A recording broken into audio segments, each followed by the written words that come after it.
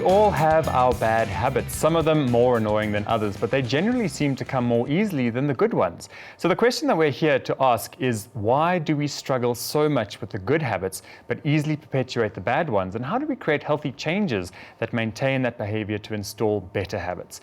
To help answer those questions is life coach and relationship expert Leah C4. Leah, welcome. Thank you so much for joining us. Thanks for having me. Now, habits. I mean, there are habits and there are addictions. Maybe let's just start by clarifying what is the difference between a habit versus an addiction? So I think when we're looking at addiction, we're looking at a chemical component, when we're particularly looking at alcohol or drug addiction, Yes. that is having a far greater impact when we're looking at the neurology of the brain, Okay. in terms of driving that behavior. Yes. And habitual, like biting your nails, Yes. or just not getting your eating under control, is also neural pathways, but not as affected by that chemical input as much. Huge psychological and emotional drivers behind addiction. Right. Some also with habit, but I'd say that habit is less intense, or less severe as addiction is. Right. Now, habits are anything from chewing the end of your glasses to chewing your nails to checking your phone. All these things are actions, really. So Yes. could you say that a habit is action-based as opposed to chemical-based then? It is. There's a few things that do drive habits. So I think for most people, stress is a major indicator of habits. Stress or trauma, we look for coping mechanisms to deal with the uncomfortable feelings. Okay. So when we're highly stressed, everybody knows the typical one: smoking a cigarette, having a glass of wine. But any habit that is a coping mechanism, and you've got to look at what that's about. Yes. Habits also come out of boredom. When you're bored and you're waiting for something, it's easy to chew your nails, or like you say, bite the end of your glasses. And convenience drives habit. Especially when we're looking at habits around food and eating, much easier to have the chocolate bar than go home and actually prepare a healthy salad. Yes. And our brains really are designed to follow the path of least resistance. We want the quickest input with the shortest amount of effort possible.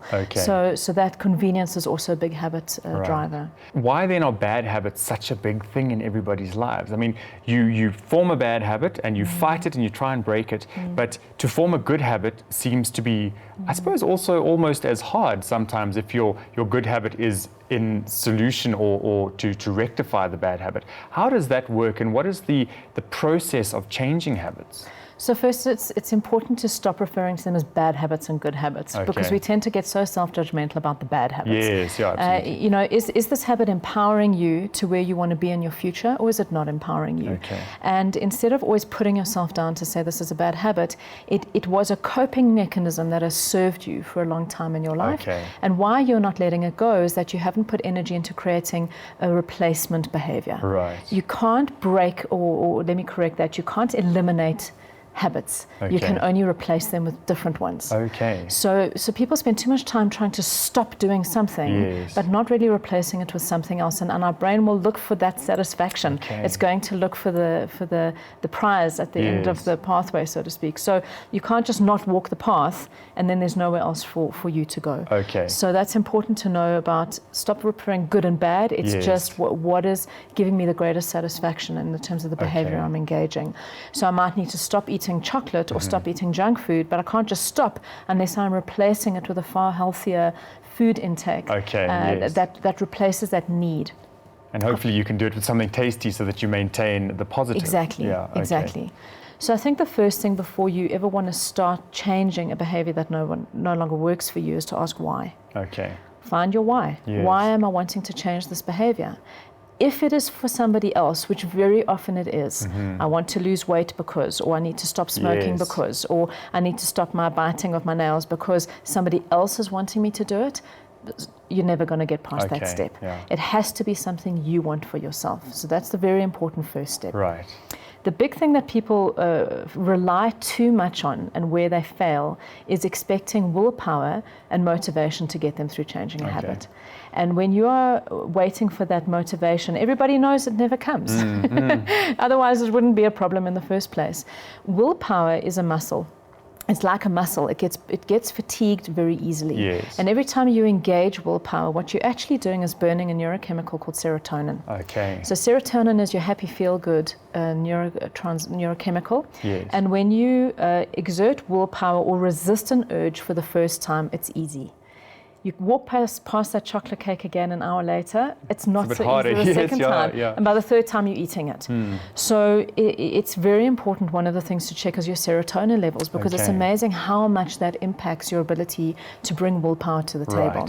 So you want to start with something that's small, that doesn't require much willpower to overcome. So you can't set an intention to do 50 push-ups every morning. Yes. If you've never exercised before, you want to start with 5. Yes, just get the feeling of doing something. Exactly, and something that you know you can do, and that's easy.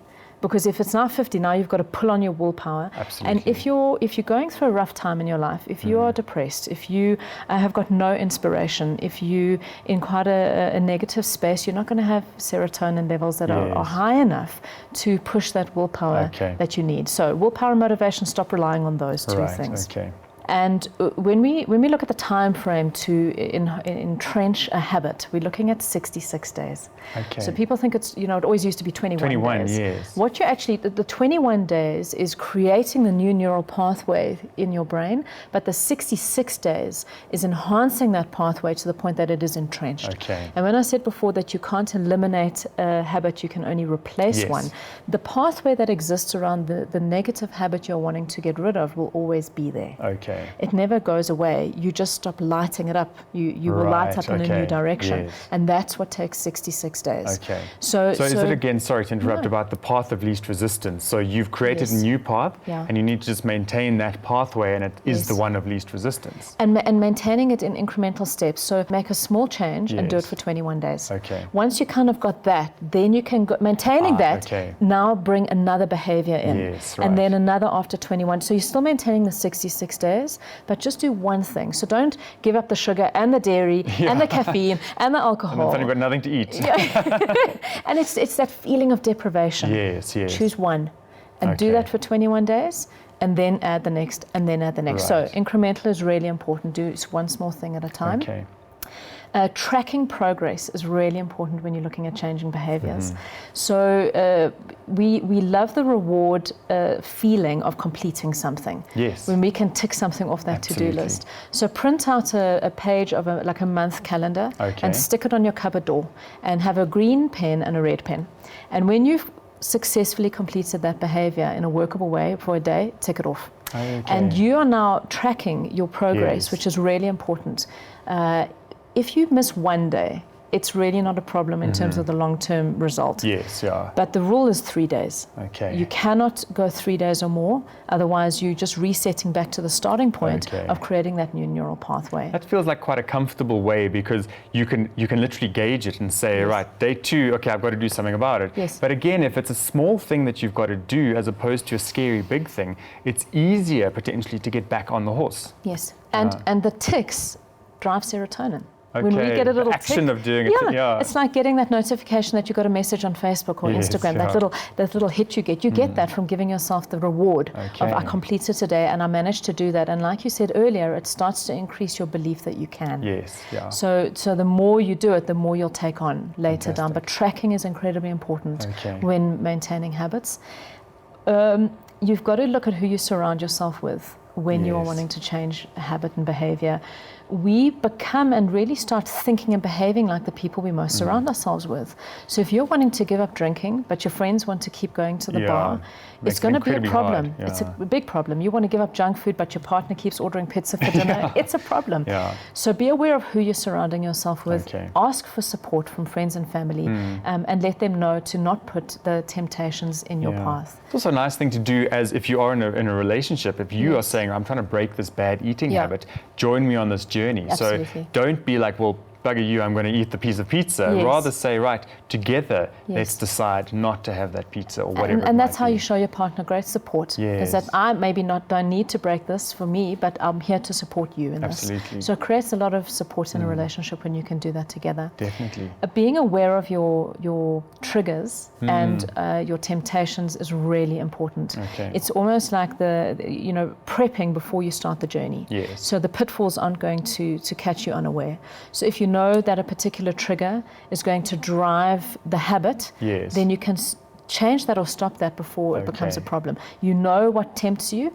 Like you keep chocolates or crisps in your house because your kids want them for school lunches. Yeah, you've got to deal with facing them every time you open the cupboard. So I guess your kids aren't going to be having chocolate and crisps in their school lunches then, because if you can't control that, then don't have it in your home. So that's really important, is understanding triggers. I think there are lots of aspects to it, but I think for people to start, that first step and that first day is a great way to just get moving. Before we close, there's just one more important thing that's really necessary when you're looking at habit, and that's accountability. So external accountability, work with a coach, have a private trainer, work with a nutritionist, have someone that holds you accountable, have a blog, post on public, in a public environment to say, this is the journey I'm going on and I'd love to have your support. Accountability really creates that support system that allows you to make the changes. And there's also positive feedback that comes with that as well. And we need the tick. That positive feedback will also feed that serotonin hit, which is going to motivate your willpower. Fantastic. So accountability is really important as well. Wonderful. Thank you, Leah. Really great to chat to you again. Thanks for having me. Wonderful.